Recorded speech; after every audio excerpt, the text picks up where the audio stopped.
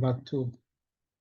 And they are telling us on the required part, as a finance reporting consultant, write a report to the board advising with suitable computations on the accounting treatment of the above transactions in APL's financial statements for the year ended the 31st December 2022. The period matters a lot. The period matters a lot. What should we account in this, or what should we report in this financial period in accordance with relevant standard? And our focus is on transaction number 2.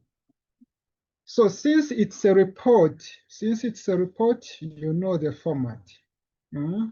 But let's first read through. What are we given? They are telling us that due to restrictions of imports of produce by one of the neighboring countries, the board of directors decided on 1st October 2022 to sell the company offices and storage facilities. You have two things here: company offices and storage facilities in the region close to that neighboring country. The offices and storage facilities were advertised in the national and regional media immediately. Okay, that is on 1st October, they decided to sell these two assets on 1st October 2022, and the company started to advertise immediately. The board expected to sell the assets by June 2023. Okay, by June 2020, by June 2023. So you need to count and see, are you still within the scope? Remember, the standard says that for you to reclassify an asset as non-current asset held for sale, at least you must be sure that the sale is going to happen within 1 year. So if you count from 1st October 2022 to June 2023, are you within the scope? Okay, I think here you're still within the scope, but we continue and see. There were efforts to sell them to direct competitors. Okay, the company had acquired offices and storage facilities. Now, colleagues, when you're reading these questions, as I said, it's not a matter of reading. You should be knowing what are you looking for and which applicable standard. Of course, for you to apply IFRS 5, you know those criteria that we normally talk about. The asset must be available for immediate sale.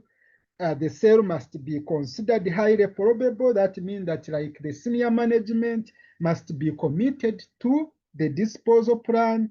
There must be an active program to find a buyer. It must have begun. Okay, to look, you must be in the process. You must be looking for the what? For the customer. The asset must be marketed at a reasonable price. Okay, those are some of the conditions. So as you read, you should be in a position to figure out which standard. Okay, so the company had acquired the offices and storage facilities on 1st January 2016. Okay, you have the costs for each office or company office and storage facilities. The offices and storage facilities are depreciated on a straight line basis at 2%.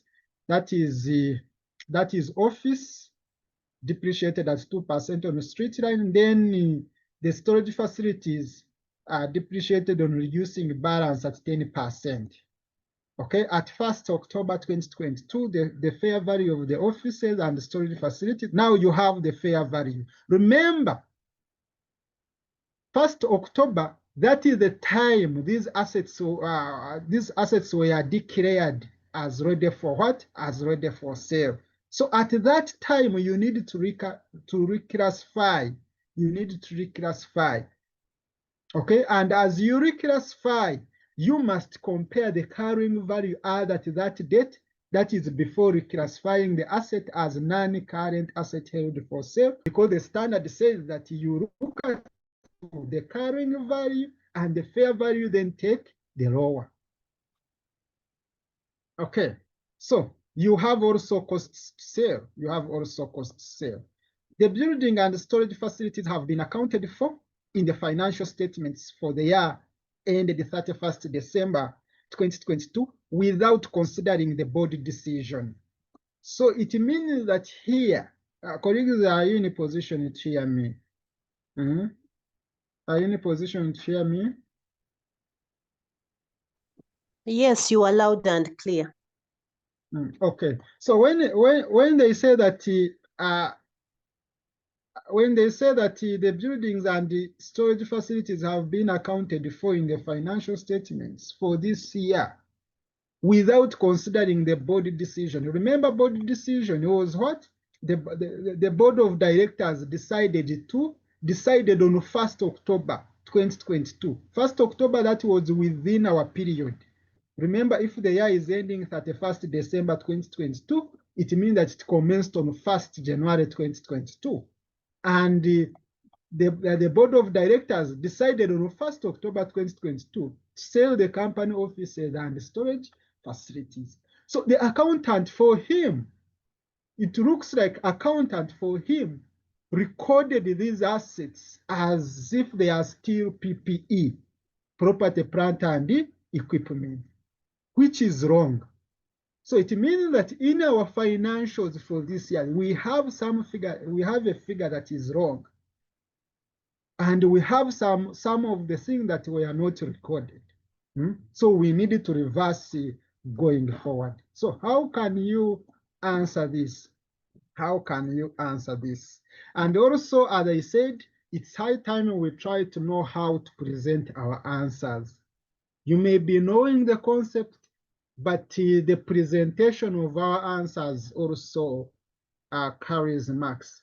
We are writing a report. Just to summarize, it is to the board of directors, to the board of directors to the board of directors. You can even add the name of the company, and here you're acting as, in the question we are told that as a financial reporting consultant, financial reporting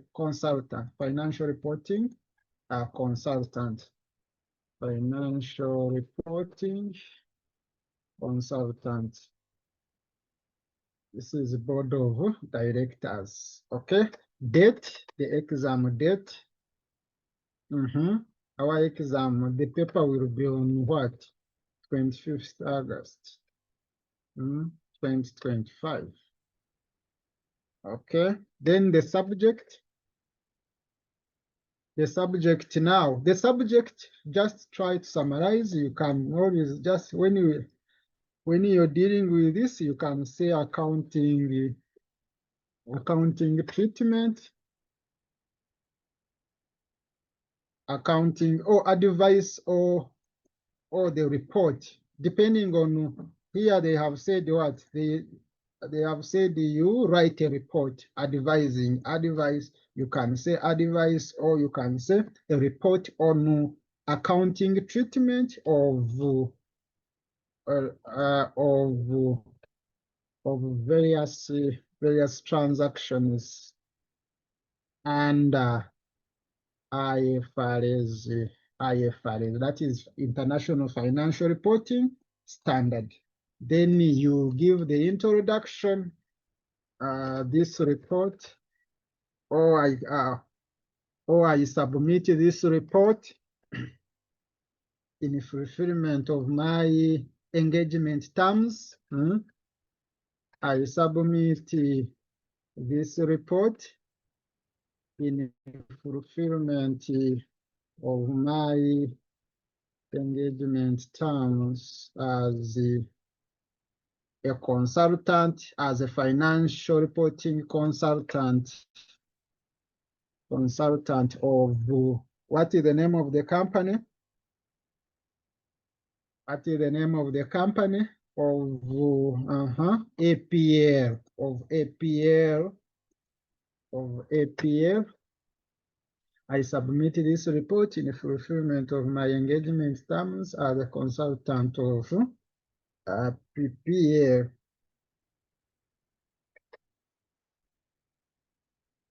Okay. This report, it contains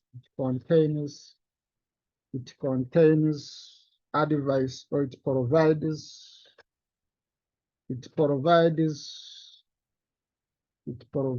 advice on the accounting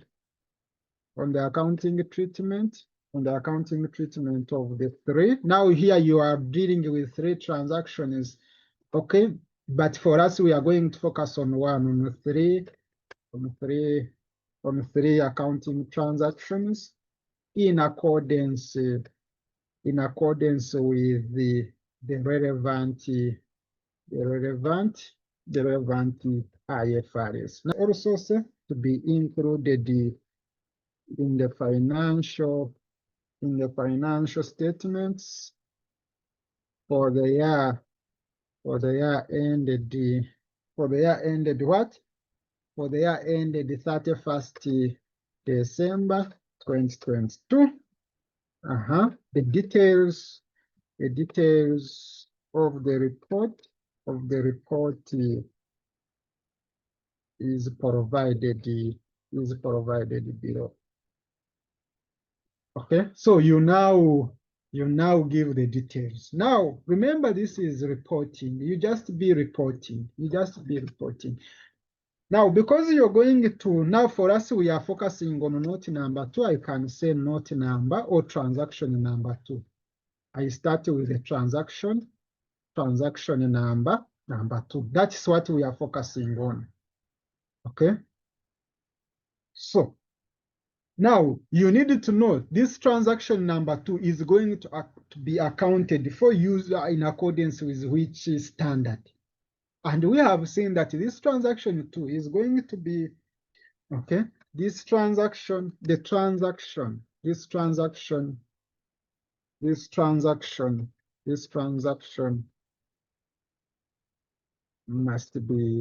be accounted for in accordance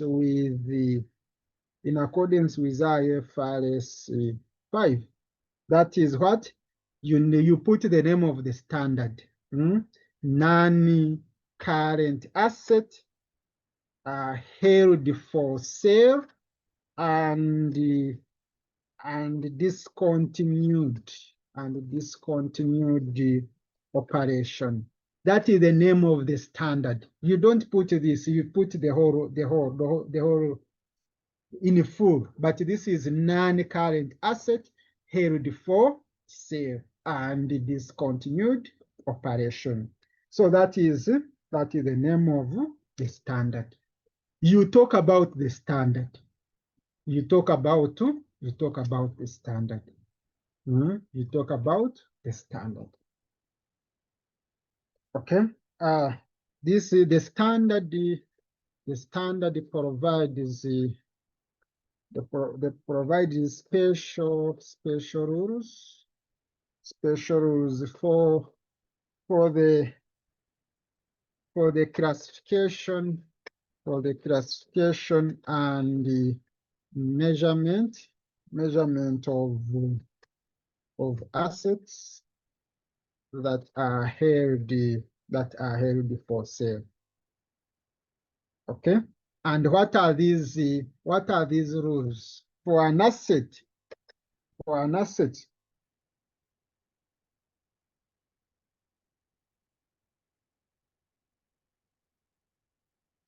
Okay, for an asset, for for an asset to be classified as held as asset as non-current asset held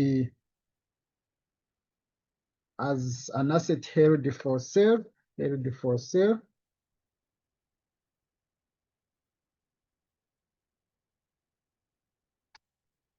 Or remember, we have two things. It can be a non-current asset held for sale, or you're looking at a disposal group, or the disposal group.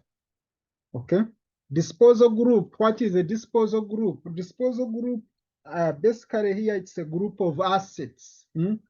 Group of assets to be sold as a single transaction. That is a disposal group. You are selling your assets, a group of assets as what? As a single transaction. That is a disposal group.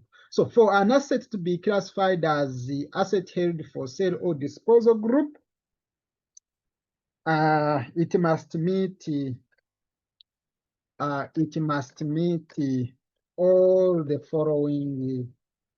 following conditions. Now you put the conditions. You put the conditions. You know those conditions. The asset, or it could be your assets. The asset must be available for immediate sale. That is number one. Colleagues, now you can tell me others. The management. You tell me. Others. The sale must be considered as highly probable, and for the sale to be considered as highly probable, it means that the senior management, the senior management must be committed to the disposal plan. Then next, colleagues, an active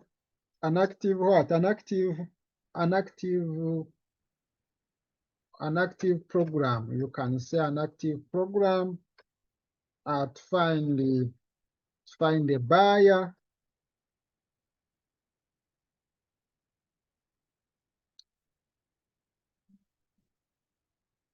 An active program to find a buyer has begun. Okay. It must also be there. Are you trying to find the customer? Oh, it must be there. You must be looking for the what? For the customer. What else? We listed those conditions last time. What else? The asset must be marketed. So the asset is, you can say, is being marketed at a reasonable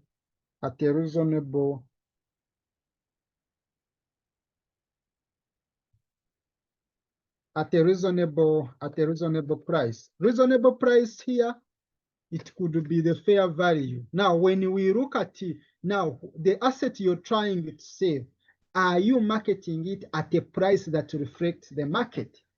Okay, it's something that must be very, very clear. Okay, that is the reasonable price we are talking about here. If we look at the market, at the price you're attaching to that asset, is it really reasonable? Is it reflecting the market, the market price? Okay, what else? Those are the only. Also, there is also key the completion. The asset, the completion of the sale must be anticipated to be done in the next. The completion of the asset. The completion of the sale must be anticipated.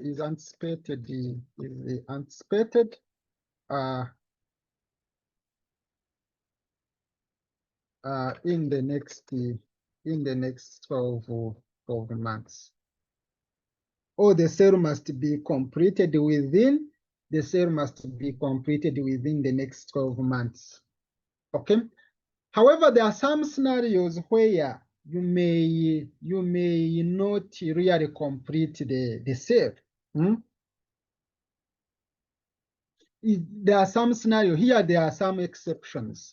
Here with this is subject to what? Subject to some exceptions. You may find that you have not sold the asset within 12 months, but the situation or the reason why you couldn't sell within 12 months, it's the situation beyond your control. Maybe there are no customers. Yes, the market reflects the price reflects the market price, but there are no customers. You won't force customers to buy that asset. Plus others. We can talk about the measurements now. The measurements.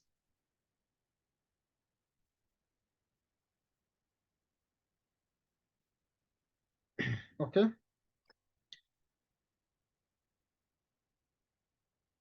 The assets that are held for sale should be measured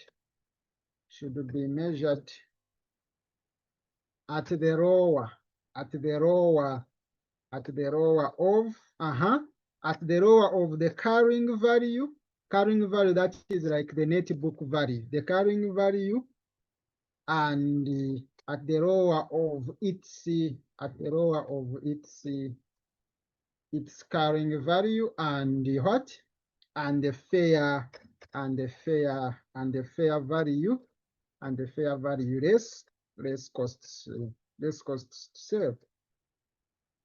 The fair value you're talking about here is like the market price minus any disposal costs. Okay. So that is how you're going to measure your asset held for sale. You will need its carrying value at that time, at the time you're declaring it as an asset held for sale. At that time, what is its carrying value? Then what is its fair value less costs to sell? Compare the two and take the lower. And now at this point, when you find that the carrying value, in a scenario where you find that the carrying value is greater than the fair value less costs to sell, it means that at that point, you will need to recognize the loss, because now it means that in your books, your asset is stated at a higher figure. Now you want to recognize it at its fair value. It means that the difference between the carrying value and the fair value there will be a loss on reclassification or on the revaluation, which must appear in your financial statement. Okay. But if you realize that now, that is in a scenario where carrying value is, if the carrying value is greater than what? Is greater than the fair value. But if the carrying value is less than the fair value, then you just take the carrying value as the value of your asset held for sale, and you don't need to recognize the gain or what. No, it means that still you will carry that figure the way it is in your book. So we are going to see this. Okay. And take note that once an asset is classified, as held for sale, of course, also you have to put it there. Once an asset is classified as held for sale, and the remeasurement has been done, and all the assessment. Okay, they normally use the assessment. The assessment has been done. The assessment of the value has taken place. Okay, in that situation, no future depreciation, should be charged. Remember, once you reclassify your asset as held for sale, going forward, you should not charge depreciation. You stop charging what? You stop charging OUCs, or you stop charging the what? The depreciation. So no future depreciation should be charged on the asset before it is sold. So the value you start with, it should remain like that. It should remain like that until the time you sell. Okay. So here you have talked about the standard. Now, after this, you can now switch. And do what? And now look at the computation. What should be recognized in your financial statement? Now, before even you look at what should be recognized in your financial statement, does our case study, or does this transaction is this transaction in line with the conditions you have put across? Are the conditions given in this case study?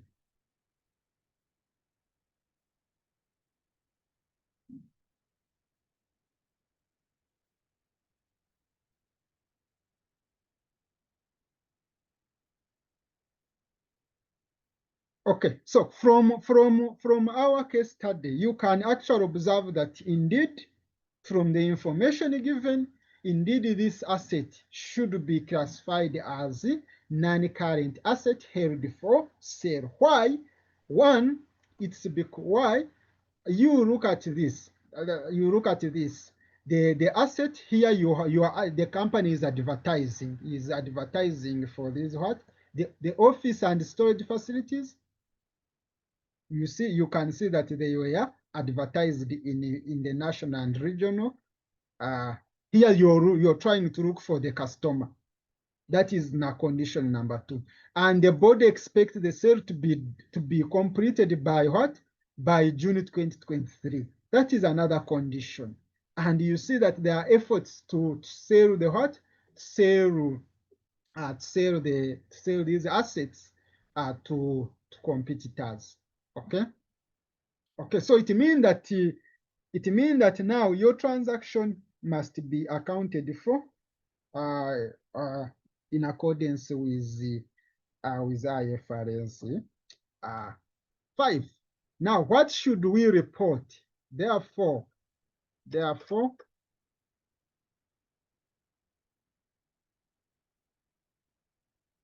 so we needed to know what should be reported in our financials, in the income statement and balance sheet. What should be reported? Of course, here now, when you say therefore, at least leave a space and do the workings. In an exam, you leave like a space because you don't know what you're going to write here. You have to first at least leave a space and do the appendix. You do the workings. So you can leave a space and we do some workings. Because you remember, you need the carrying value. At that 1st October 2022. What was the carrying value for each asset? So I can leave a space here. For you, you leave a space. Remember me, I'm using Excel, so I can create more space. So, but don't leave, you can leave just like a half a page, half a page. So here you can say, I can look at the first asset. Remember, we have two assets, the company, this is workings or appendix, appendix 1.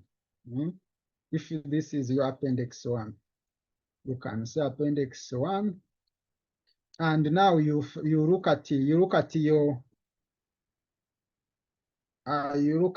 appendix. The reason why you need to know what should be reported in your financials. So you can start with the company company offices. Company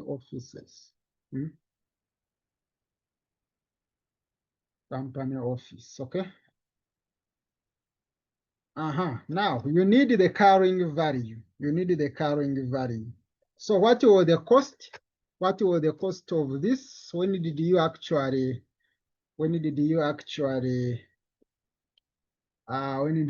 acquire? They told us somewhere. Where is this? Here, this paragraph. They told us that the company had acquired the offices and storage facilities on 1st January 2016. So the cost is 4.5 billion. Then the storage facilities 2.3 billion. So the cost here, this was that 1st January 2016. The cost was what? The cost was 5.5, rather 4.5. 4.5. Okay. I can keep my figures in millions, shillings in million. Now that was the cost. Now remember, you want the carrying value as at 1st October 2022. And they told us that this asset is depreciated on a straight line basis. This asset, the offices and storage facilities are depreciated on a straight line and the reducing balance respectively. So it means that for offices, it's depreciated at 2% on a straight line basis. So it means that I can directly get my accumulated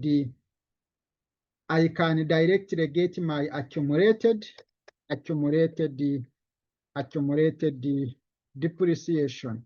In an exam, we need to also look at the ways we can avoid wasting time. So what is accumulated depreciation? You first depreciate your asset.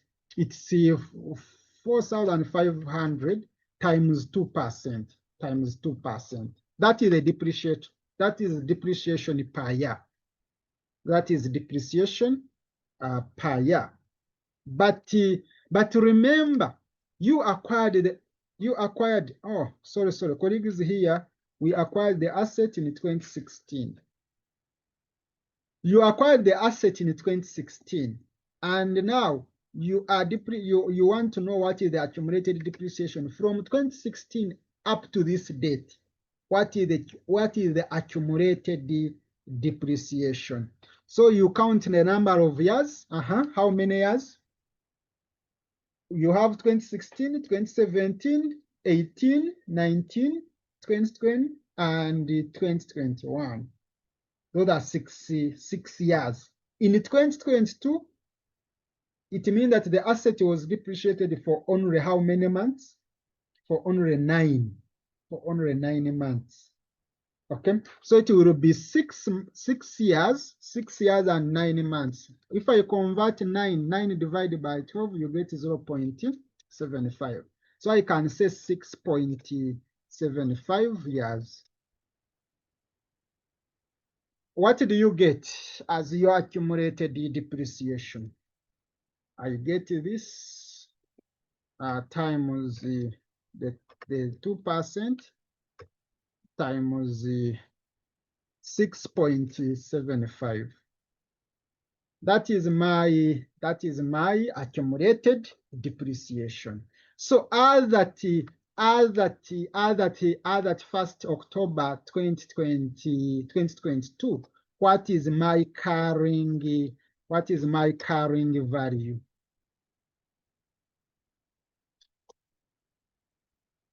The carrying value as at 1st October 2022. The carrying value will be the difference between this and this. That is the carrying value. Compare the carrying value with the fair value as at that date. They told us that the fair value, that is at 1st October 2022, the fair value of the offices, okay, and the storage facilities was 2.7 billion and 1.7 billion. So it means that for offices, it's 2.7, and the cost sale 200 million. So I get my fair value. Let's see. I can get the fair value. First, get the fair value. Or if I don't want to waste time, I simply get fair value. Let's see. Costs. Say this is in bracket. You have 2.7, rather 2,700 million, then minus 200 million. What do you get? What do you get? That is 2,500 million. Okay. Remember now you want to know, this is at the date you are reclassifying the asset from PPE,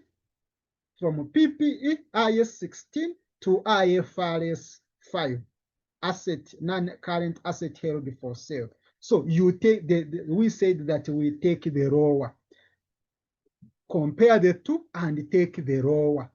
So it means that your asset is going to be valued at what? Which one is the rower? So you're going to use the fair value less cost sale. And because the fair value less cost sale is lower, it means that you must have, in your books, you must recognize the loss. This is revaluation loss. Someone can also call it, let's say, loss on reclassification in your financial. That is the loss that must be recognized. Okay. Any question here? Any question here? So I can write, before we look at the storage facilities, I can write here and I say, please, if there is a question, you ask. If you have a question, you ask. Here I can say that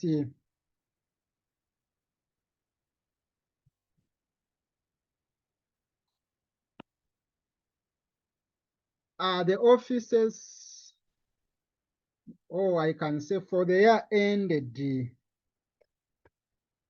for the year ended,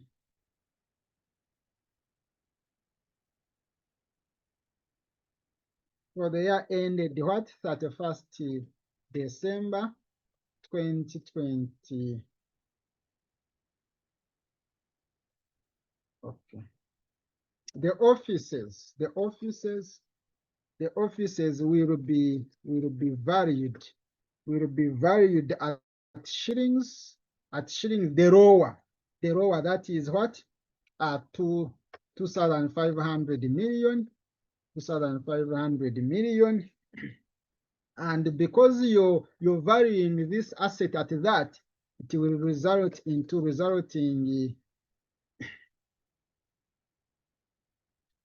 the offices will be valued at this,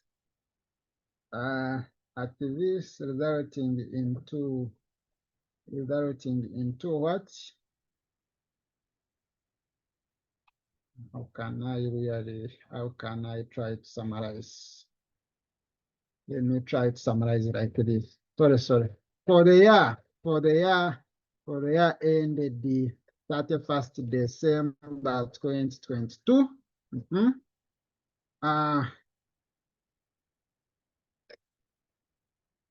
The office, the company, or the office, the company offices should be recognized as non-current asset held for sale,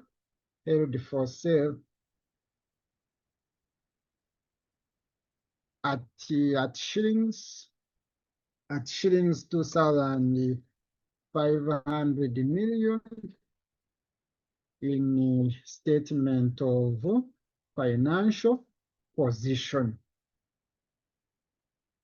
as a separate line. Also, it is very, very key as a separate line, they should be recognized as this, as a separate line, as a separate line in statement of financial position. You don't aggregate this figure. You don't aggregate this figure. You have to put it in your statement of profit, in your statement of financial position. You must put a separate line called non-current asset held for sale on the face. Okay. Then now as well, okay. Then as well, you can recognize shillings. Shillings what? What was our valuation loss? For the shillings 1,393 million should be recognized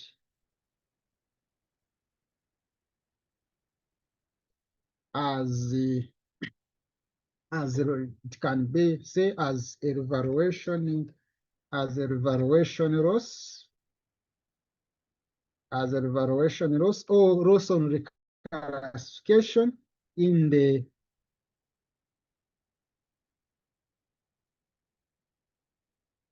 should be recognized as revaluation loss in the what? In the statement of profit or loss. Okay. So it means that once you recognize that in your statement, this will be like this is like an expense. This is like an expense that must appear in your books. Then finally, we look at now you will not talk about depreciation. You will not talk about depreciation. Let me see. Just a minute, because our year, it's something that you must pay attention. You must pay attention to this thing. Our year commenced on 1st January 2020. What? Our year commenced on 1st January 2022. That's when our year commenced. And you reclassify the asset on 1st October 2022. So from 1st October 2022 to 30th June. Okay. Are we dealing with 30th June or 31st? Let me see. We are dealing with which year?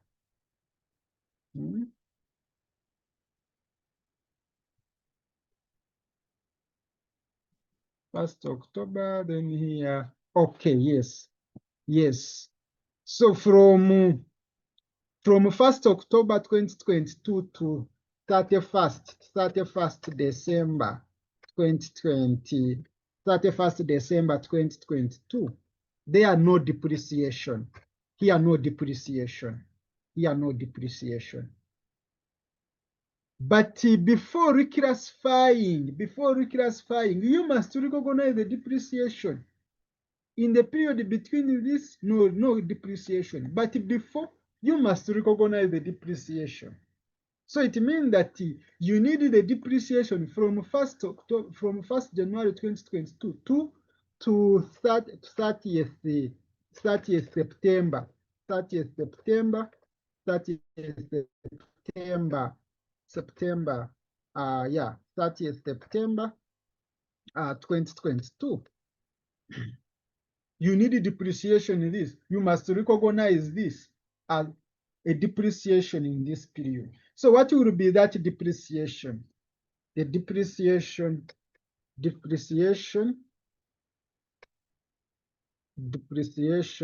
or you can write and say here, shillings, you compute the depreciation. Depreciation expense for the year ended the 31st December 2022. The depreciation is what? The depreciation is equal to simply it's 4,500 million times 2%. Okay, then it times, because when you get 4,500 times 2%, you're getting a depreciation for the whole year. But we need depreciation for only how many months? For only 9 before reclassifying the asset. So it will be 9 out of 12. So what do you get? What do you get? But colleagues, are you understanding this, what I'm doing?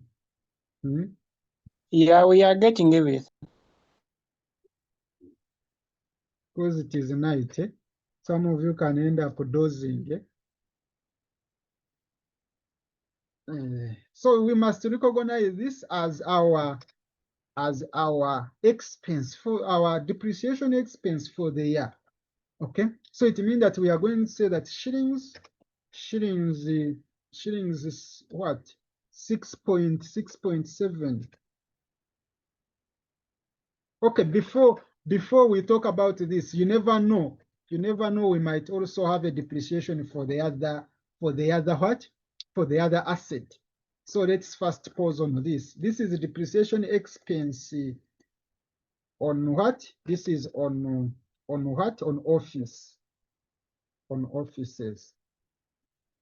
You never know, you may also have to look for depreciation, and it's also automatically there because since we are reclassifying on 1st October, it means that you will need depreciation from 1st January to 30th September.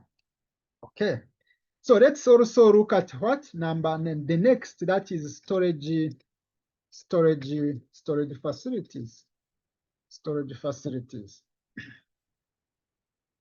facilities, and what are they telling us? What were the cost?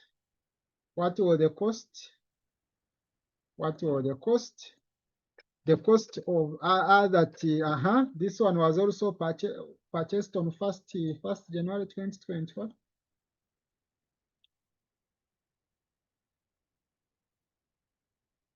All were acquired on 1st January 2016. And for storage facilities, the cost is 2.3 billion. 2.3 billion. 2.3. That is 1st January 2016. The cost is 2.3 billion. Okay, 2,300 million. We are keeping our figures in a million. Now, this one is depreciated on reducing balance at a rate of what? At a rate of 10%. At a rate of 10%. So what does that one mean? It means that I will need to depreciate. The easiest way, remember, if it is on reducing balance, you're depreciating the net book value. Okay, you're depreciating the net book value. So the easiest way that I normally use here, I get the carrying value. The carrying value as at 31st for 6 years. That will be as at 31st December 2021 for 6 years. I first get that is after 6 years. After 6 years. Just I'm trying to get the shortcut. Now, how do you get that? You get the figure. 2,300 times, you're depreciating, the rate is 10%. So I multiply by 90% 6 times. I multiply by 90% 6 times. That is a shortcut. It doesn't take time compared to looking at depreciation for each year, depreciation for each year. You just get the figure, then multiply by 90%, because every year the asset is losing value by what? By 10%, but on reducing balance. So that's why you keep on multiplying by what? By 10%. So it is, sorry, by 90%. So these are 3. I multiply by 90% times 90%, 6 years. 1, 2, 3, 4, 5. Use your calculator and tell me the figure. Which figure do you have? Tell me the figure. Tell me the figure. You're just multiplying by 0.9. 2,300 times 0.9. So that is my carrying value. But this is as at what? As at 31st December 2021. But I need carrying value. I need carrying value as at 1st October 2022. So it means that I'm going as well to remove the depreciation. I remove the depreciation for 9 months. For 9 months. And what is this depreciation? I'm going to get the carrying value, 1,222. Then times 10%. Okay? Because here you're looking for depreciation, not carrying value. Then times 9 out of 12. Okay? So you get this times 10%. Times 9 out of 12.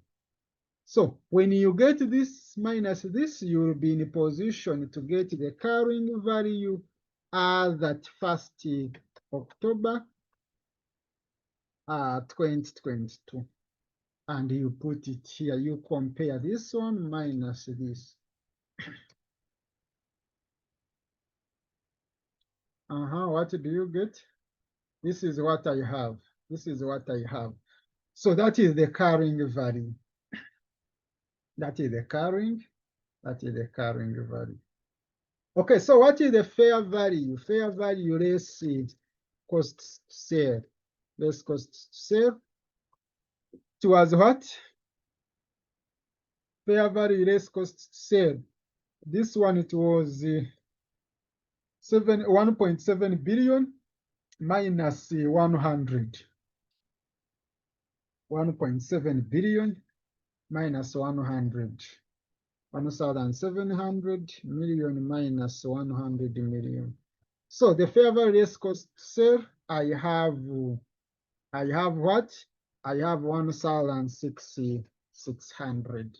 So which one are you going to recognize as the value of storage facility? Which one are you going to recognize? Remember, we take the lower. So which one are you going to recognize?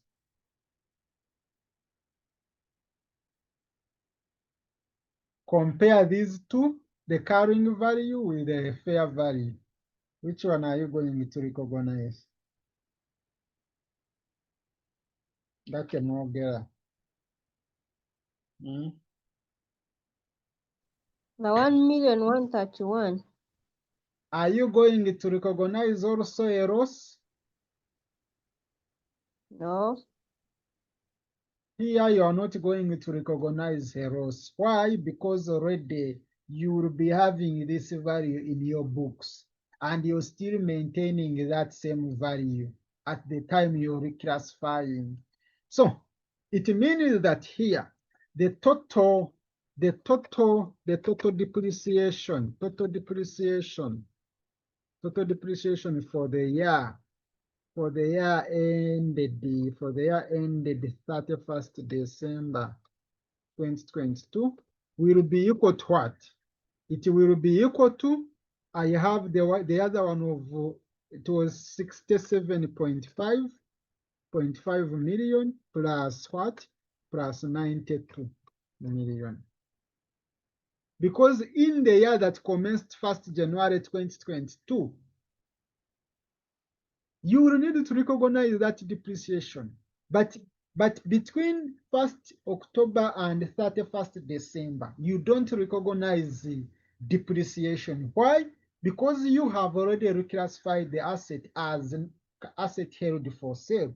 And in that period, you should not depreciate. So I get this plus 92 million. So 159 must be reported or recognized as depreciation for the year.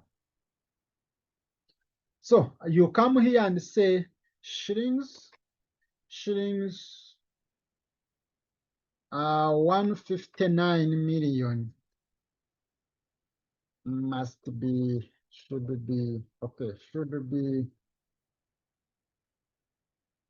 be recognized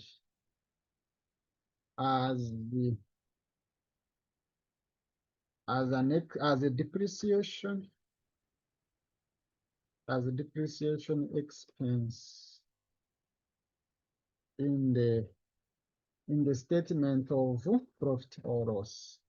What else should we report? The storage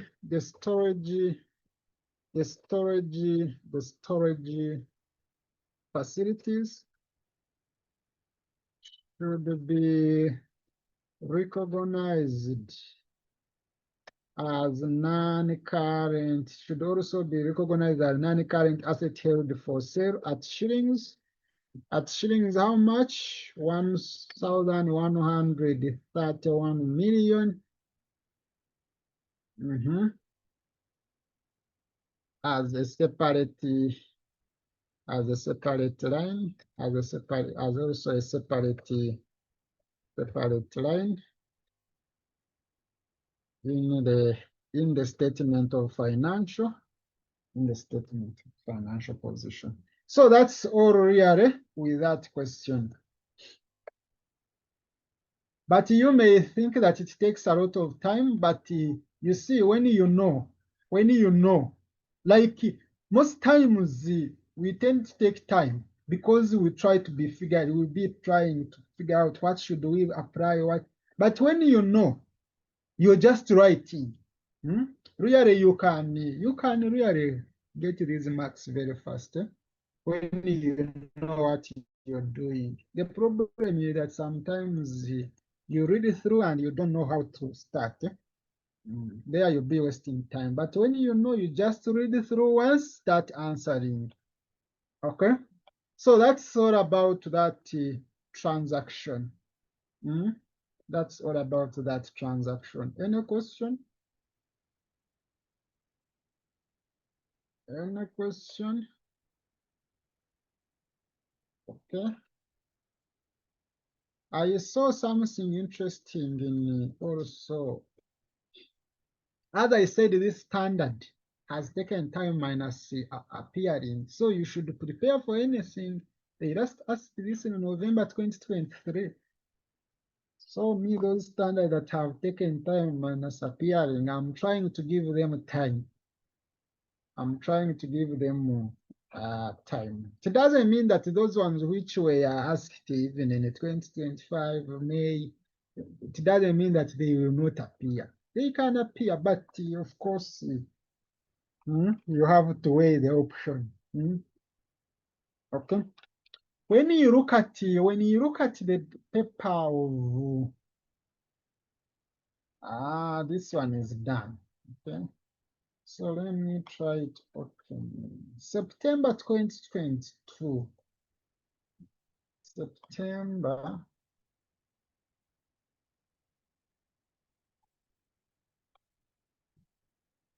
September 2022.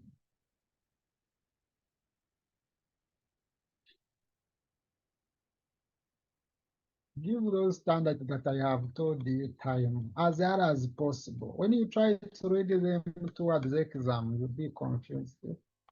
Give them time as early as possible.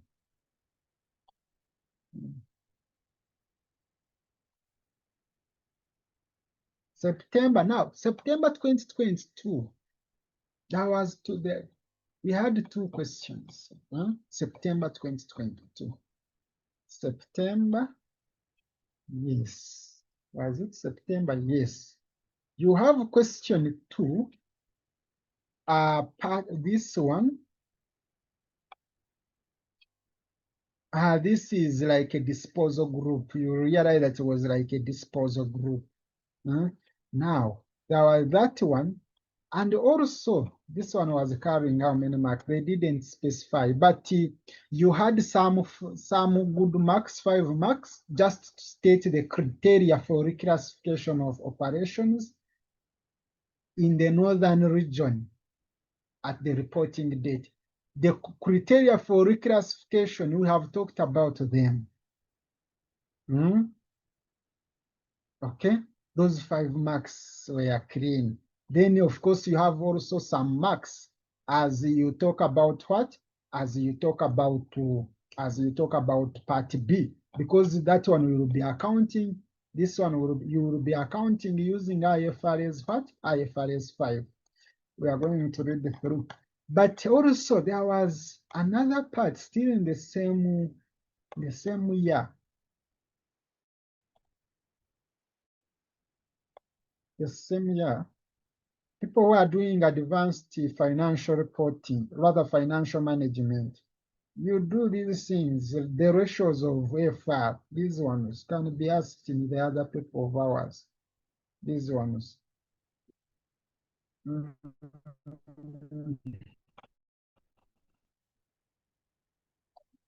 Okay. There was a number, which number was that?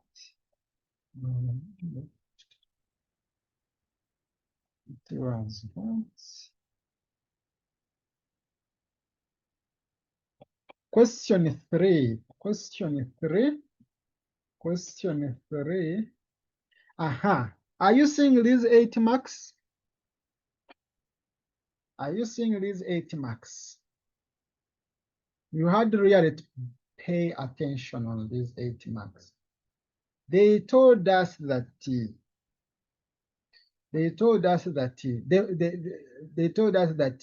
the fruit drying machine was acquired on 1st April 2019 at a cost of this.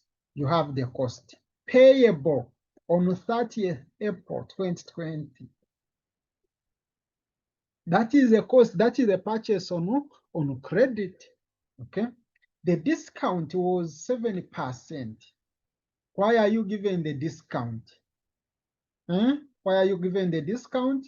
Because as at that date, at the time you purchase the asset, you will need the value to put in your what? In your financials. And the value will be the present value. You don't put this 380. The 380 will be payable on 30th April. So because it is payable on 30th April 2020, you need to pay it with an interest. Okay, so at 1st April 2019, you recognize the value, you debit the asset. You debit the asset at what? At its present value by discounting. Okay. However,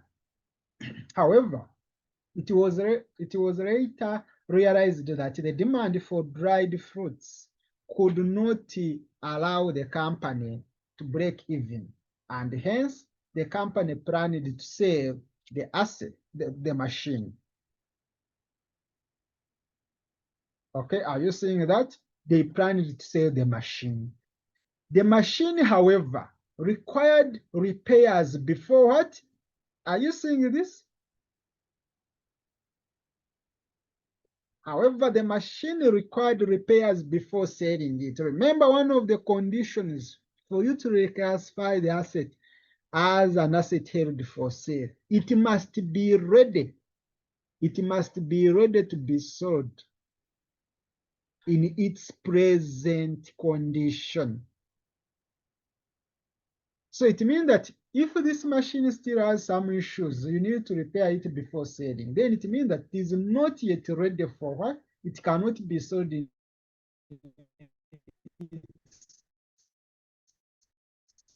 present created on 31st on 31st May 2020. That's when the repairs were completed. That's when the repairs were completed. And the machine was sold for shilling 360 on 7th June 2020. So are you still within the scope? Are you still within the scope? Remember, you realized this in 2020. You realize that you want to sell the machine in 2020. You realize that you want to sell the machine in 2020. Okay? But the machine was sold on 7th June 2020. Okay? Let's continue and see. It was reported as held for sale. Is it true? It was reported in the financial statements as at 31st April 2020 as held for sale, and valued at shilling 360 million. The fruit drying machine was depreciated. Now, colleagues, was accountant right? Was accountant right to record this asset as held for sale?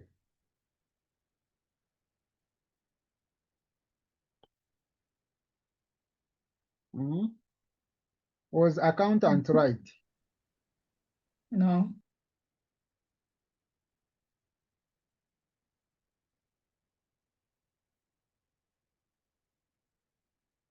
The accountant was not right. The accountant was not right. So because the accountant was not right, what should you do? Let me just try to summarize. Okay, so what you're going to do this transaction, this is September.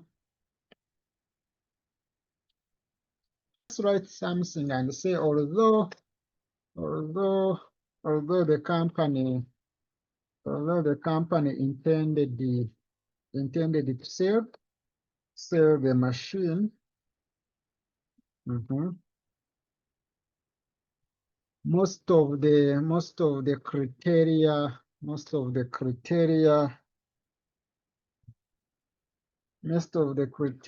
for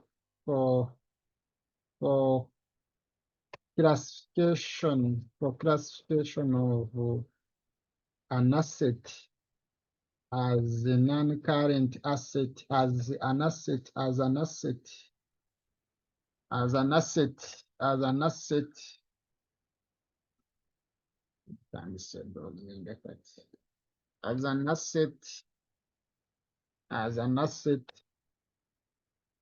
Held for sale were not met.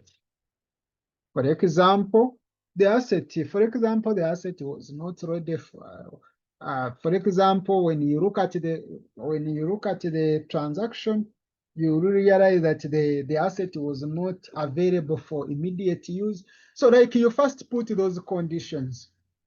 For example, you can even list like this. For example, the asset was not available for immediate sale.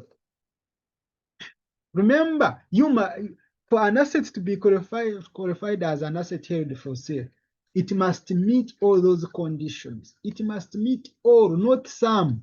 All. Okay. And even when you realize when you realize, you still see that the asset or the asset was intended to be sold. The asset was sold like on the first what? It was on the 1st June, 1st June, 1st what? When the asset was sold. The asset was sold on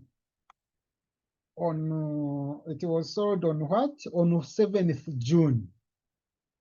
Yet the company realized that the demand was not available. I think that was around 2019. They purchased it in 2019, but still they realized that the demand for dried fruits could not allow the company to break even, and hence the company planned to sell the machine. Okay. So still, if you look at 2019, 2020, you are still now out of scope at 12 months. Okay, now, once you state that, therefore, although the company intended to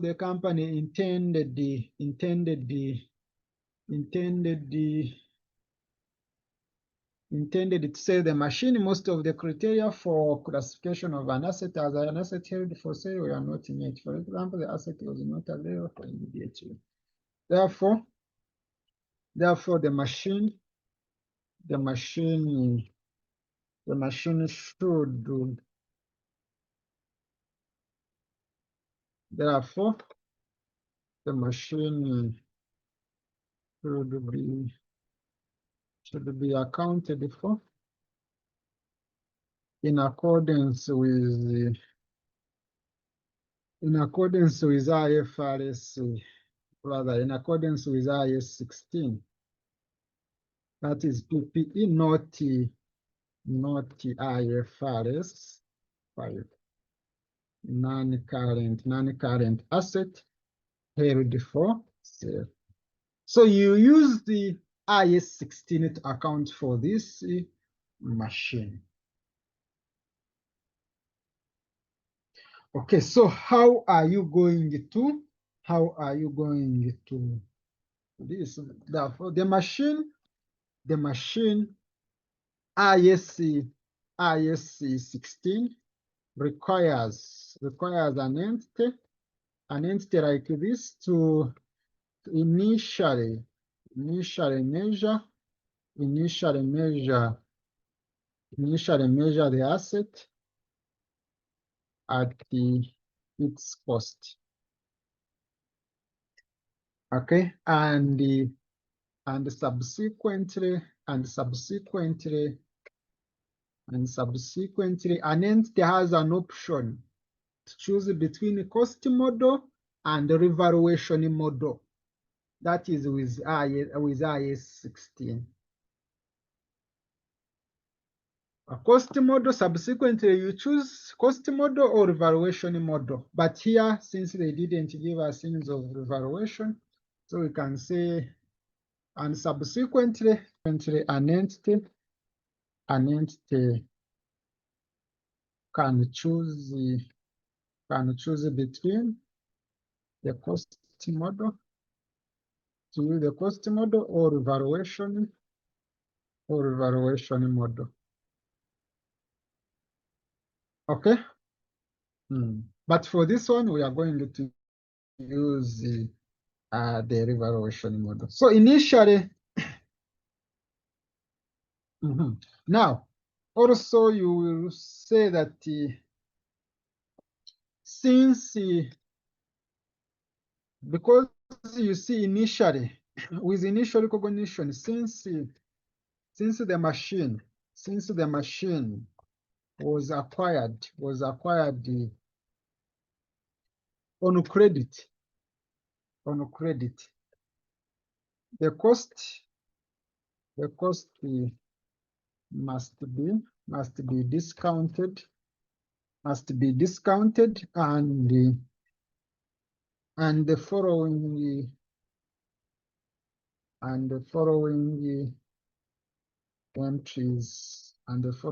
entries be made in the books of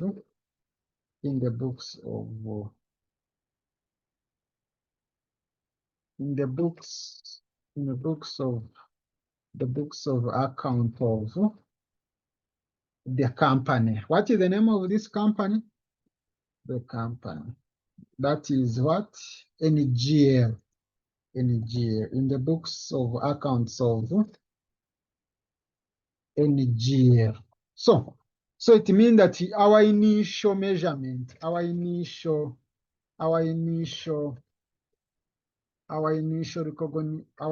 measurement will be what? The cost will be what? How do you get the cost? It's we discount the 380, the cost of the machine, times the discount factor. What is the discount factor?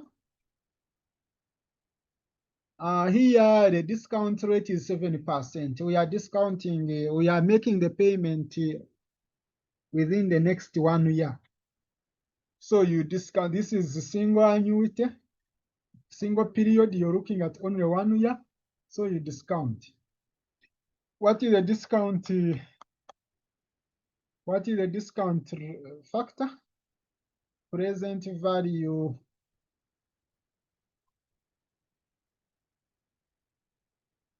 Present value of an interest. We are given those things in the table. Those with the table you can check. I'm trying to look for the table here. Okay, I removed those things. Tell me what is the discount factor? Those with the table. You get 1.07 per -1. What do you get? If you don't want to use the table, it's 1.07, 1.07 per -1. I have 0.935. And what do you get? Time is taking us. Started it. So that's the initial. So entries, what do you do? Entries. You debit what? You debit what? You debit an asset. That is PPE. The machine, the drying machine. At this amount. You debit the asset at this amount. Then you credit what? You credit what? You purchased on credit. This is a liability. You credit a liability. The creditor's account. Creditor's account.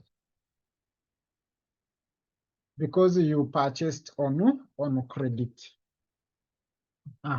Then subsequently, what should be done? When the date of payment, before you look at the reporting period, you look at the date of payment. The date of payment is 30th April 2020. Is it our reporting period? Yes, it's our reporting period. So at the reporting period, what should be done on the date of payment? On 30th April 2020, which is what? This is the payment date. It's the payment date. It's the payment date, and at the same time, and reporting date. The company should recognize what? You need to recognize an interest expense of how much? What is an interest expense? An interest expense, an interest should recognize an interest expense of how much? You can get this direct. How do you get interest of shillings? Let me leave a space. You get the other 7% times 359.1 million. What do you get? 25.1 million. That is an interest. That is an interest because you have to pay within the next 1 year. You purchased on credit. You have to pay interest on that liability. Okay. So you recognize that interest expense in what? In PL, in statement of profit or loss. That is for the year. And at the same time, what are you going to do?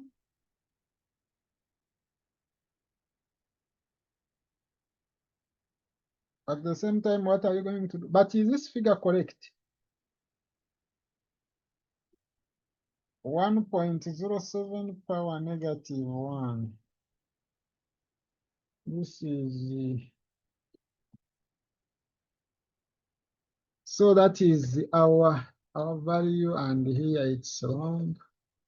So it means that here what you get, it is 0.7 times 355.3. That is 24.9 million. So 24.9 million should be an expense. What is the journal entry for this? The entry, if you are to recognize the entry, the journal entry. Entry here, what should be the journal entry? You debit what and credit what? You debit.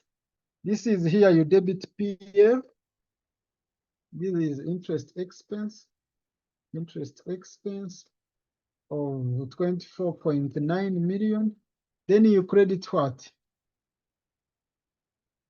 In that period, when you're recognizing the expense, you credit still a liability because we assume you have not yet paid. Okay? At that point, you just be assuming at the time you. But when you clear, then now,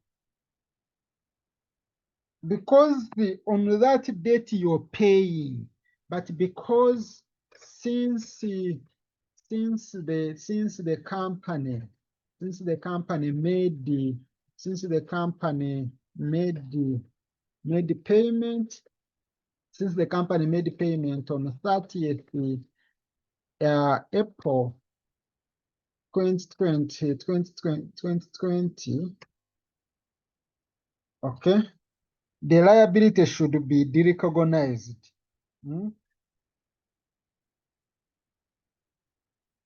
The liability, the total liability, the total liability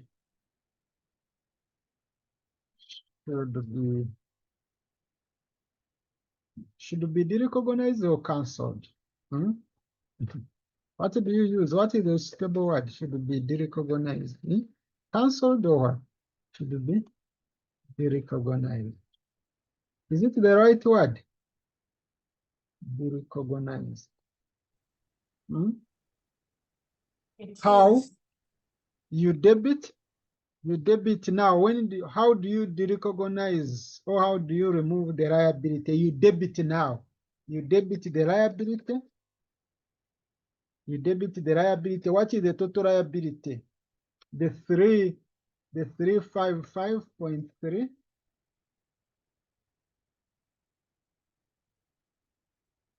Then plus 24.9 million.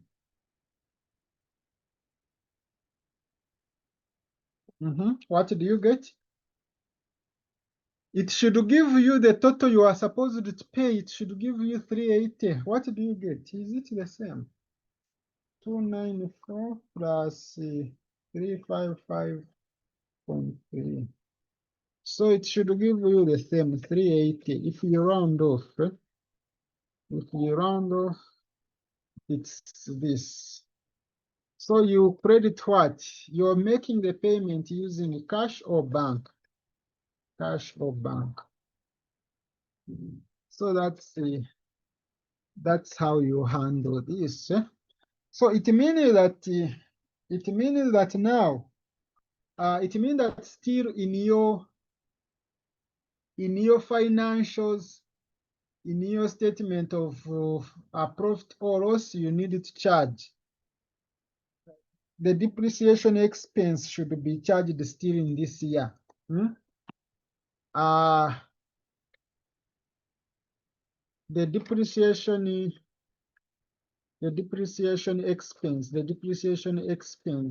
expenses of shillings what? This asset is depreciated using what? Is depreciated using which method? A straight line method. So I get the 9%. I get the 9% shillings. I get 9% times the cost. What was the cost of the asset?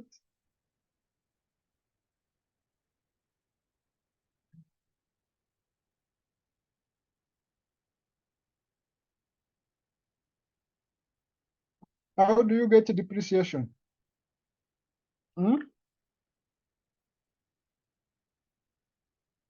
Are you going to depreciate basing on 380 or basing on this 355 as you depreciate? I want to hear from you. Are you going to use the 355 or 380?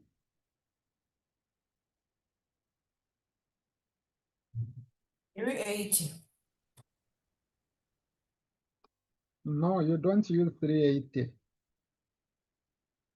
Because at the time you're reporting, at the time the initial recognition in your books at the start, you recognized this as your PPE at the start, isn't it? You recognized this. So because you recognized this, you should depreciate this. You cannot depreciate what you don't have in your records. So you depreciate 355. So it will be times 355.3. What do you get? That is like 31 point what? 31.995 million. That's what you recognize as depreciation. This will be depreciation. The depreciation expense of this should be charged to statement of profit or loss for the year. For the year ended the 31st December, rather 31st. That is 31st. What is our year ending? The year is ending which date? 30th April 2020. So you recognize that. Remember now here, the entries for depreciation here, if you are to do entries, the entries for depreciation is that you debit depreciation account, that is PL account as depreciation expense. This is 31.95 million. Then you credit what? What is the corresponding account when you're dealing with the depreciation? What is the corresponding account? PP. Pardon? The asset. PPE. Is it PPE or accumulated depreciation?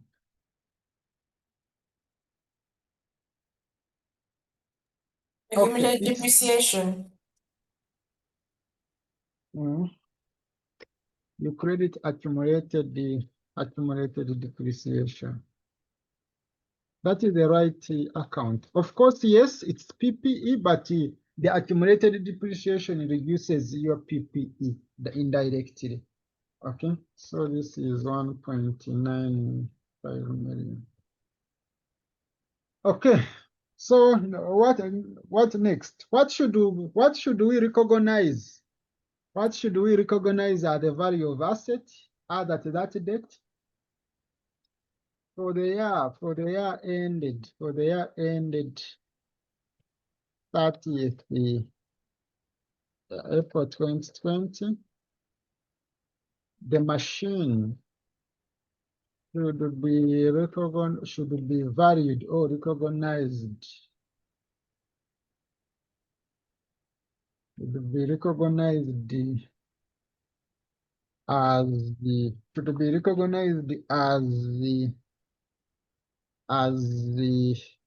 non-current asset, non-current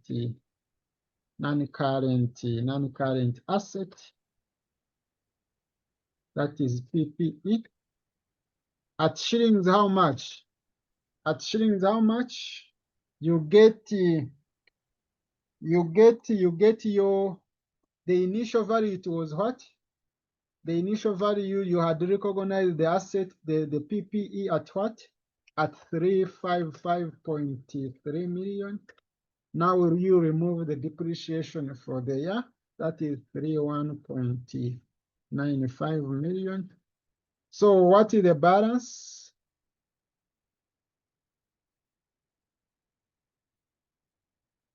What is the balance? 355.3 minus answer. You get 323.35 million. So you recognize this as non-current asset in the statement of financial position.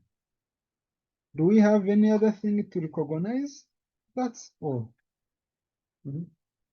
I think that's all with this question. So it means that what the accountant had done, should be reversed. What the accountant had done should be reversed, because the accountant had reported the asset as held for sale. So that was wrong. It should be, that one should be reversed and the asset classified as PPE. So that's all. That's all for that question. Any question?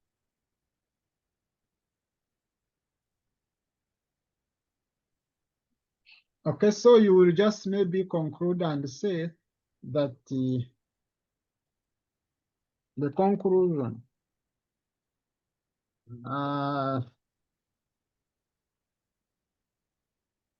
the property or the machine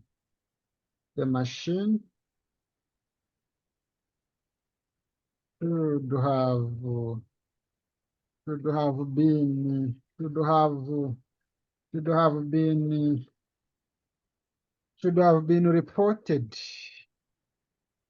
at its carrying amount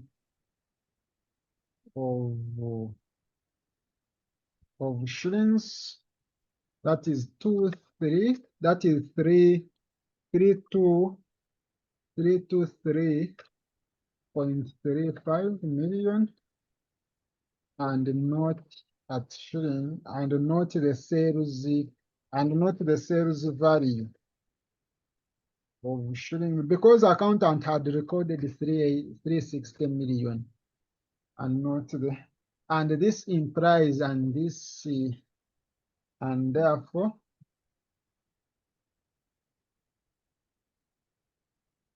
okay, the machine should have been reported at its carrying value of shillings and not at the sales value. Okay, therefore shillings what? The difference. Therefore the difference of shillings what? The difference of shilling 380 minus 323.35, 323.35, that is 36.65 million, should be reversed. Should be reversed. You reverse that. Okay. You do recognize that. Okay. Should be reversed.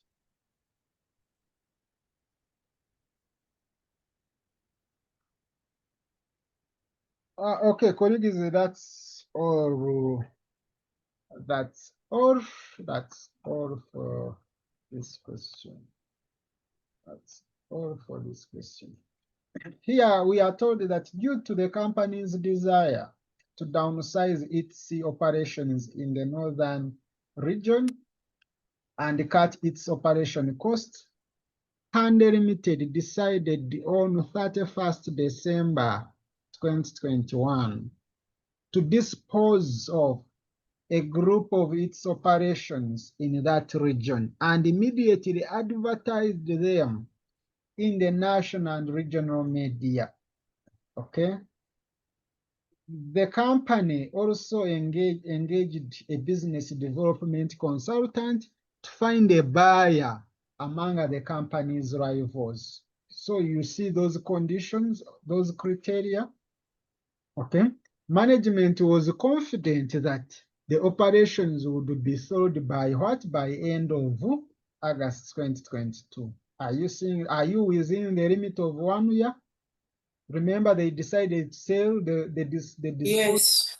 on this date, 31st December 2021, and management was sure that by August 2022, the sale would have been made. Okay. So it is still within the scope. The PPE and inventory were remeasured. This is something very key. When you're selling a disposal, when it's a disposal group, at the time you're going to reclassify, you need to remeasure that group. Whatever is in that group, you remeasure. Okay, so they are telling us that the PPE and inventory were remeasured and stated. And as you remeasure those items in your group, you remeasure using the relevant standard. Okay, so they were remeasured and stated at deemed costs of shilling release. Okay, the carrying amounts of the assets and liabilities before classification as held for sale on 31st December. These were the carrying amounts before classification. Before classification. Okay, on 31st December 2021. On 31st December 2021, the fair value less cost sale of the operations was determined to be 91.6 million. That was the overall fair value of this group. So the effect of the decision has not been accounted for. Okay, so it means that you need to account. You need to account. How do you start? How do you start? How do you start? Would you have passed this? This is Let's just read. Huh? Let's just pass through When it. you, pardon? Let's proceed.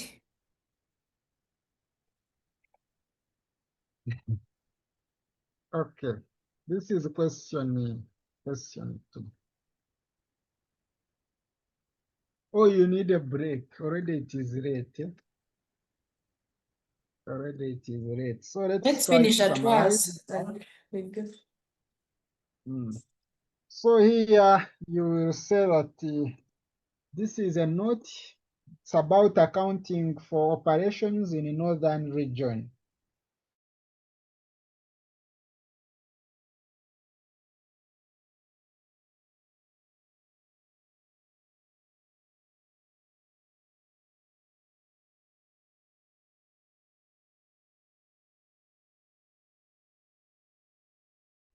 given that the disposal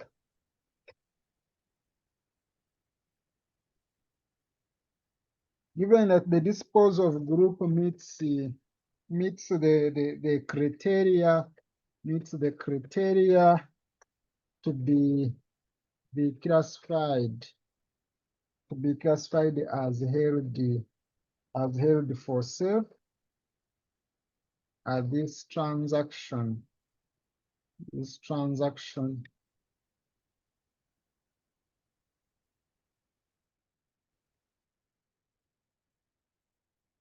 must be accounted for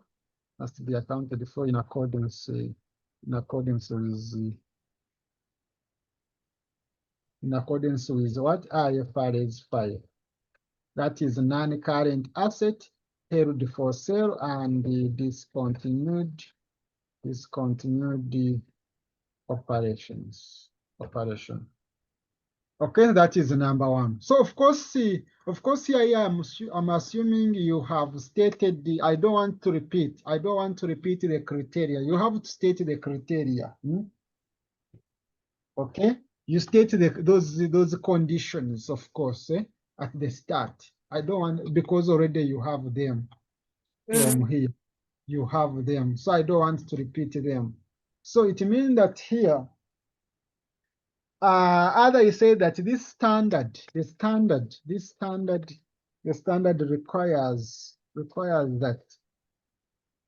that immediately before the initial classification, before you classify the group as the classification of the disposal group, before you classify that disposal group as held for sale, you must first remeasure as held. Before you classify the disposal group as held for sale, okay?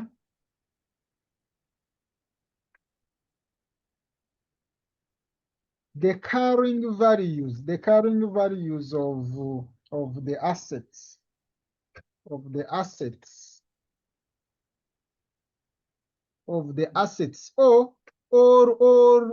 items in the group should be or the assets and liabilities, because this is a group in the group. Okay, the carrying values of, let me say, the carrying values of all assets and in the group must be measured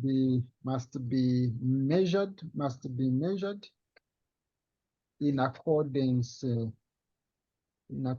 with the applicable or relevant IFRS.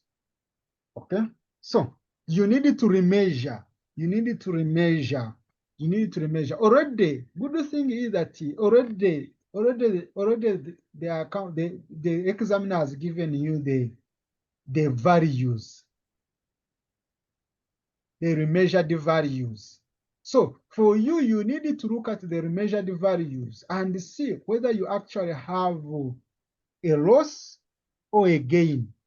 Because initially, before reclassifying, that is before reclassifying the asset, this was the value of PPE, and this was the value of inventory.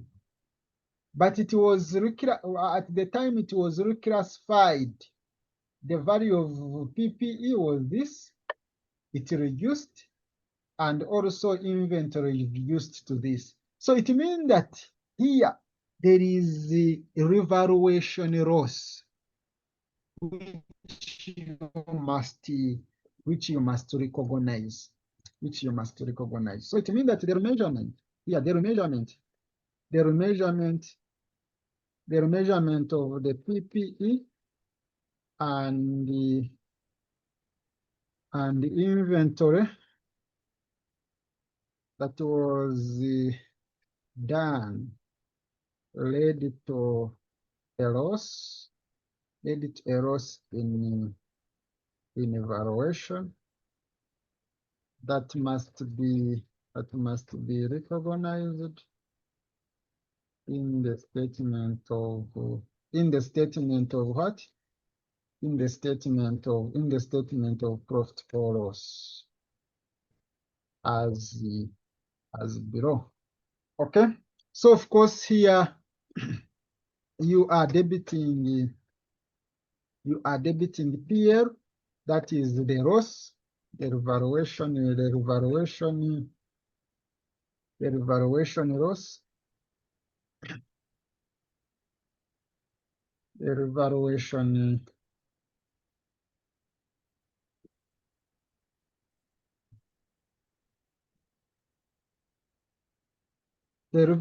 loss. Then you credit what? You credit the loss is because of what? You measured the PPE, and the PPE was initially it was 100.8 million minus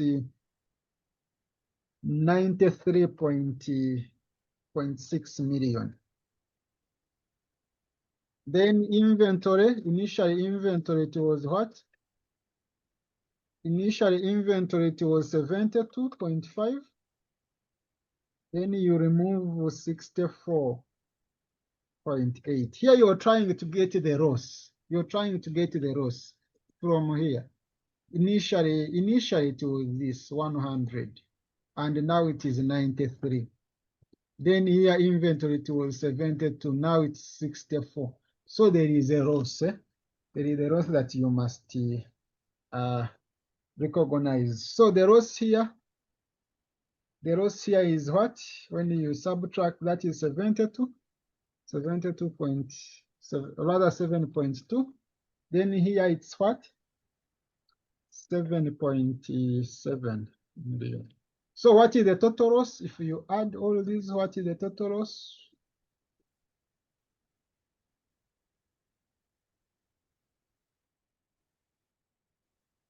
That is 14.9 million. So that's what you should do. That's what you should do.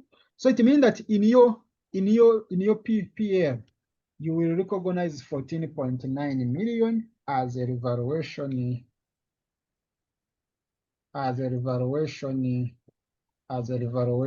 what? As a revaluation loss. Okay. So after measurement, after the measurement,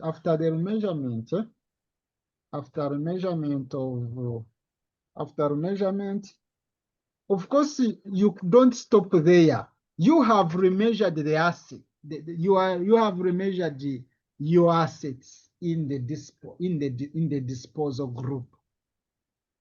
Now you want to go ahead and reclassify your disposal group as held for sale.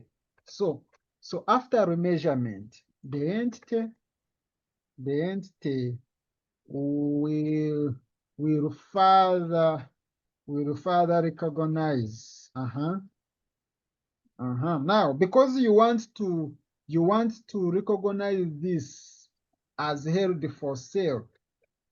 Now, because you want to recognize this as held for sale, it means that you should compare.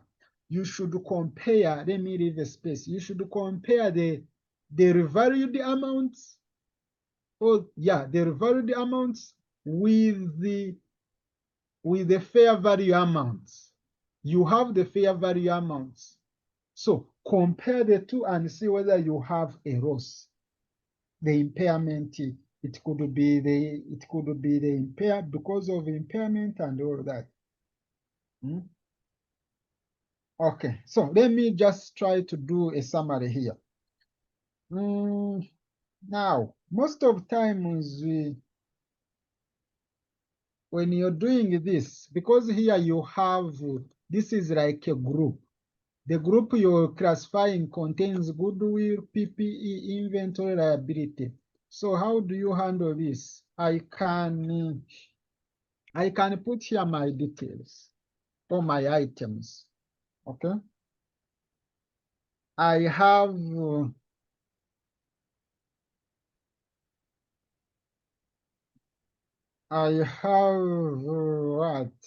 Okay. Now, colleagues, before we even talk about this, before we talk about this, you have the what? You have the fair value as 91.6. So you want to compare this value with the total revalued amounts. And how do you get this? How do you get this? Okay. How do you get this? Leave a space. You leave like half a page. Then you will say you put a working. You put here your details. Then put here, let's say you can put here the remeasured amounts. Remeasure the amounts. Okay. Then you can put what else can we really put? You can put the impairment allocated, or the allocation of impairment. You know, when you're dealing with I saw this question in May 2025. When you're dealing with IS, when you're dealing with the CGU, when you're dealing with CGU, okay, you need to allocate, like when you're trying to allocate the impairments to what you have in your units, you need to really use this approach. Then here you will have like the fair value less cost sale. All this will be the amount to be recognized. The amount be recognized. Now, how do you handle this? Already you have the what? You have the goodwill. You have goodwill in your group. You have the PPE. You have the inventory. Then you have the liabilities. Okay.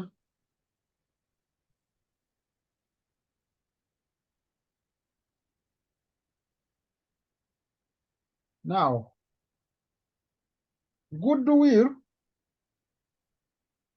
what was the amount of goodwill? Goodwill was not remeasured. Yeah. So the figure is going to remain as 57.6. This one is going to remain as 57.6. This one remain the way it is. We are keeping our amounts in shillings in a million. Now, what about PPE? What was our PPE? The revalued amount, the remeasured amount, it was the 93.6. 93.6. What about inventory? Inventory, it was 64.8. What about liabilities? Remember now, for liabilities, you remove them. You put them as negative. 54.4. The liabilities, you put them as negative. Okay, then now you need to allocate the allocation of impairment. Okay, the allocation of impairment. Now here, as we said, goodwill is the first thing to be fully impaired. Those who record, when you are allocating impairment, goodwill is impaired fully. That is the first one you look at. You first remove the goodwill fully, the way it is. Then, after removing goodwill, you ask yourself, do you have any other asset that was maybe destroyed or that was also fully impaired? We don't have in the question, they didn't specify. And because they didn't specify, you need to allocate. You need to allocate. You need to allocate. What is the total here? Let me see. What is the total?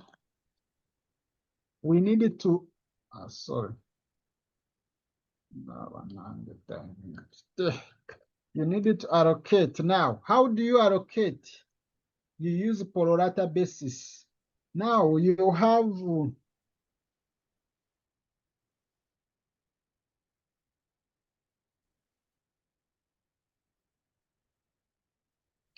you need the impairment to be allocated to other assets.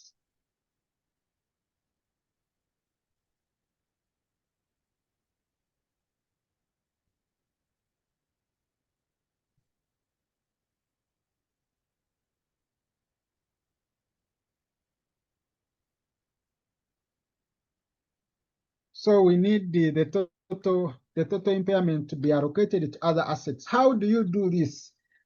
How do you do this? First of all, which impairment is going to be allocated? Okay. How do you know that you have impairment? First of all, you look at the total value here, this total value, this one. You compare it with the value in the question. The value in the question is this one. It's the lower. This one is lower.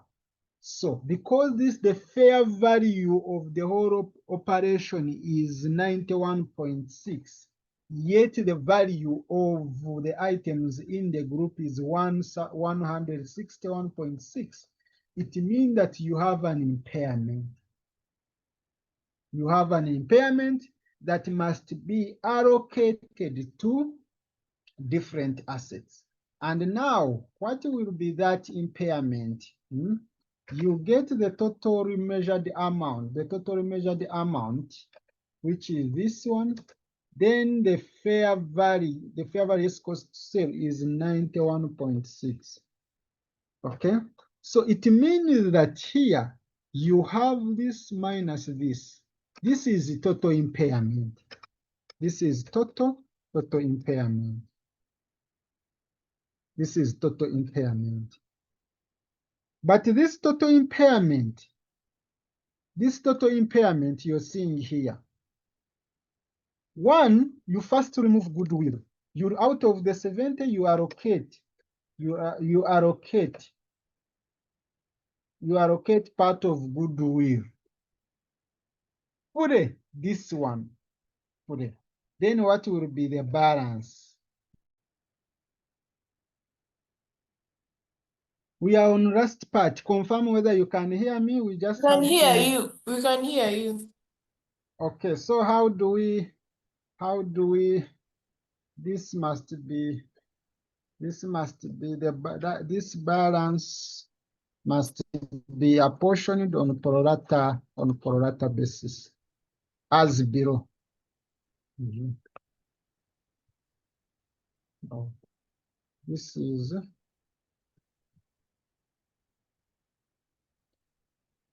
okay. This must be apportioned on pro rata basis as below.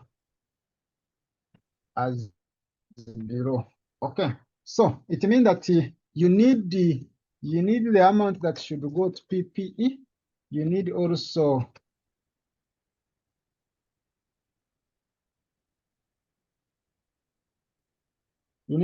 the amount that should go to inventory.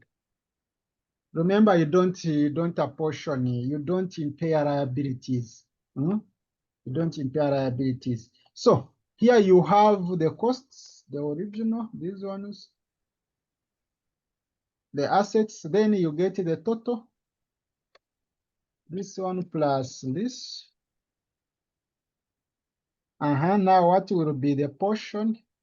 Remember what you want to allocate using pro rata is this one. So how do you know that they want to go to PPE? You get this one over the total times the impairment, the remaining impairment. So this one will go to what?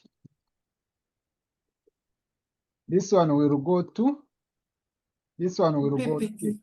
then here it's this divided by this, then times what? Times 12.4.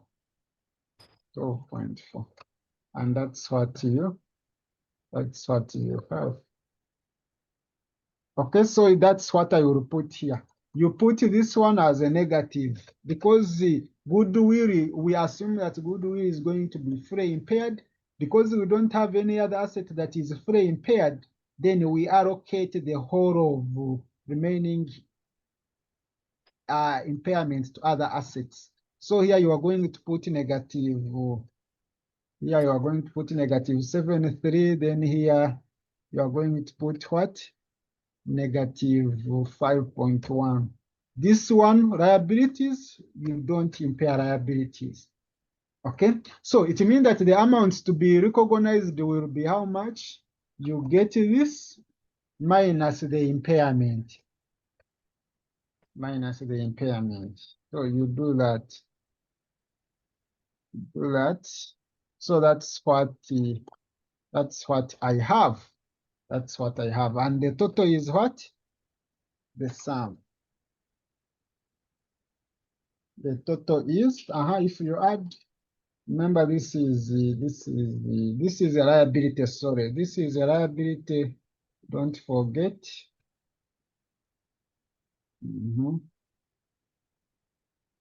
Don't forget that this is a liability.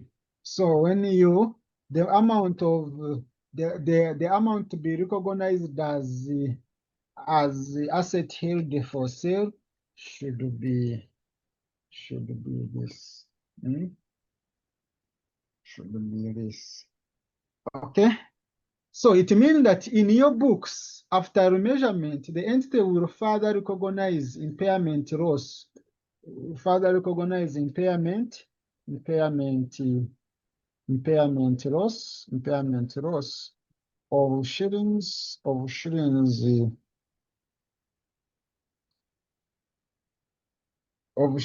70 million since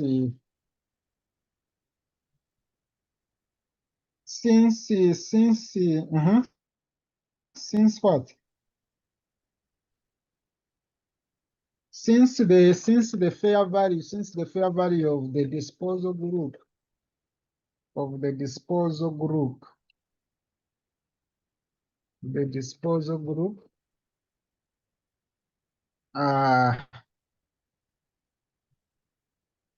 since the fair value of disposal group is less than the remeasured amounts of the group of the disposal group of the items in the group of the disposal group. Okay. Amounts. So here you're debiting your entries here is that entries you're debiting what? You're debiting impairment loss. That is PP what? PP account. This is impairment loss. Impairment loss as what? As 70 million. Then you're crediting what? You're crediting goodwill. You credit goodwill. The goodwill impairment that was allocated 57.6 million. Then you're crediting PPE PPE with 7.3. Then you're crediting the what else? You're crediting inventory with what? How much? 5.1 million. If you add these two, rather these three, you get 70. Okay, so it means that at 31st December 2021, the disposal group should be recognized as non-current asset held for sale at shillings this one 91.6 million in the statement of financial position. And the colleagues, that's all. That's all. Because other things you have already mentioned them. What should go to PP? What should go to profit or loss? This one should go to profit or loss. Then what else? This one should go to profit or loss. Okay. Do you have any other thing that should go to profit or loss? I think those are the only adjustments you are supposed to make. Okay. So that's all with that question.